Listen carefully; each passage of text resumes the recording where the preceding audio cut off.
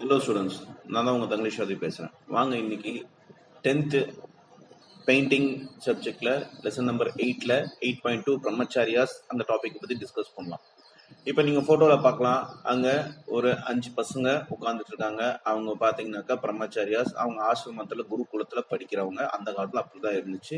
இவங்களுக்கு பார்த்து கல்யாணம் ஆகாத பசங்க, இவங்களுக்கு பேர் பிரம்மச்சாரியான்னு சொல்லுவாங்க.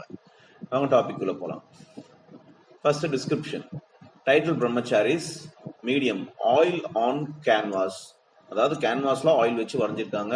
எப்போ வரைஞ்சாங்கனாக்கா 1938ல. யாரால வரையப்பட்டதுனாக்கா அமிர்தா செக்ரில் அப்படிங்கிறவரால வரையப்பட்டது. இது எங்க வச்சிருக்காங்கனாக்கா டெல்லியில, நியூ டெல்லியில இருக்கிற நேஷனல் கேலரி ஆஃப் மாடர்ன் ஆர்ட்ல இந்த பெயிண்டிங் இன்னமும் வச்சிருக்காங்க. இதை பத்தி நம்ம என்னன்னு பார்ப்போம். Amrita Shergill's appearance is a great event in the history of contemporary 20th century art in India. Born in 1913. Her parents were Sardar Umrao Singh Shergill and Lady Antoinette, a Hungarian nation. Amrita spent her early years in Europe and had a best of art education in Paris. She was highly influenced by the post-impressionists, including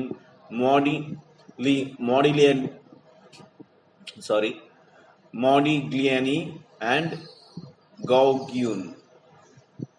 so இந்த paragraph என்ன சொல்றாங்கனாக்கா, இதை வரையப்பட்டது, இந்த பிரம்மச்சாரிங்கிற ஒரு பெயிண்டிங்கை வரையப்பட்டது யாராலனாக்கா அமிர்தா ஷெர்கில்ஸ். இவங்க பார்த்தீங்கன்னாக்கா 20th செஞ்சுரியில இந்தியாவோட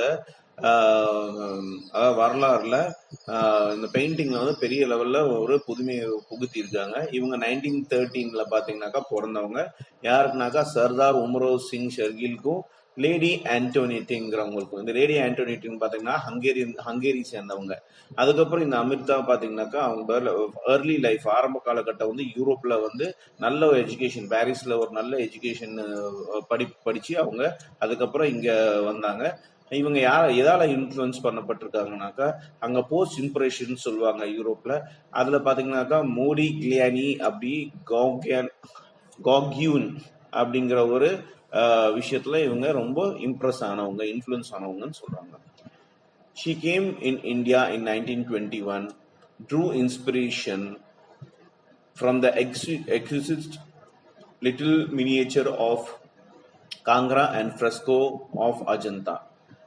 The figure she drew was expressions on their face were her own invention. Amrita's painting were not mere reproduction of what she saw around, but vision born out of a coordination of color, design and emotion.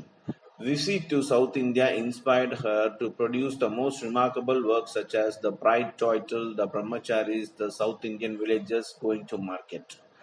ரெண்டாவது paragraph என்ன சொல்றாங்கனாக்கா, அவங்க அமிர்தா பாத்தீங்கன்னாக்கா 1921ல அவங்க இந்தியாவுக்கு வந்தாங்க. இங்க வந்து அவங்க இந்த காங்கரா அண்ட் ஃப்ரெஸ்கோ, அதாவது அஜந்தால இருக்கிற அந்த பெயிண்டிங்கை பார்த்து, மினியேச்சர் பெயிண்டிங்ஸ் எல்லாம் பார்த்து ரொம்ப வந்து அவங்க இன்ஸ்பயர் ஆயிட்டாங்க.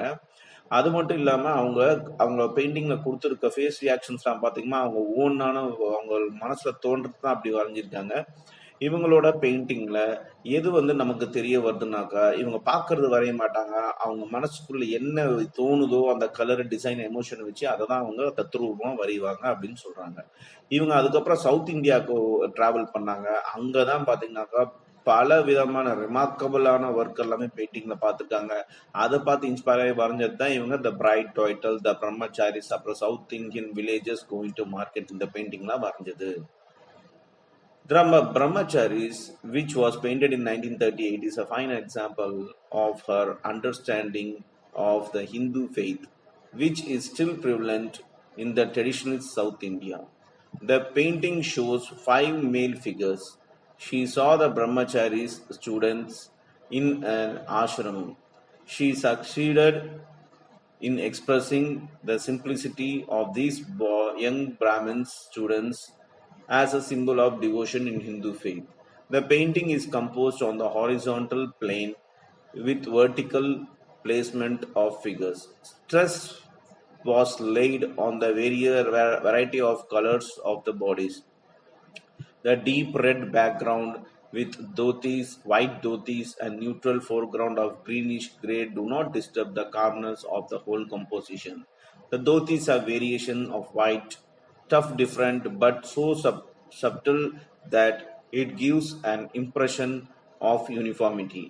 The off-white of central figures with black and brown bodies around against the deep red background is used to with the skill.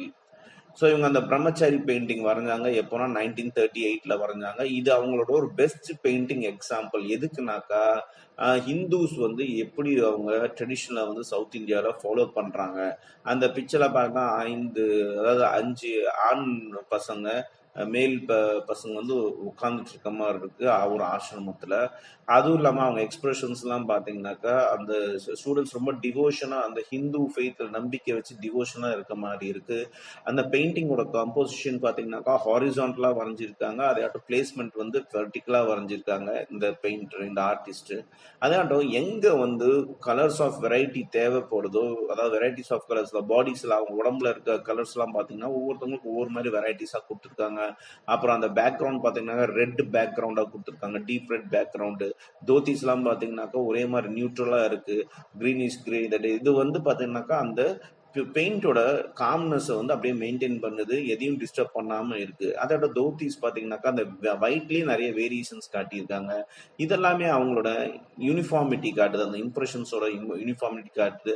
அதோட சென்ட்ரலில் பார்த்தீங்கன்னாக்கா உங்களுக்கு பிளாக்கும் ப்ரௌனும் அந்த பாடி அவங்களோட உடம்புலாம் பார்த்தா பிளாக்கும் ப்ரௌனும் அது டீப் ரெட் பேக்ரவுண்டுக்கு பார்த்தீங்கன்னாக்கா கரெக்டாக அமைகிற மாதிரி இருக்கு. இதுதான் இந்த அமிர்தா அவங்களோட திறமை அப்படின்னு சொல்றாங்க. She is remembered for her painting done just over a period of 7 years, but the passion with which she handled the brush and the genius with which she combined her training in the west of her view of east made her most popular. The sincerity of her subject and the uses of color brings Amrita's painting a quality of timelessness.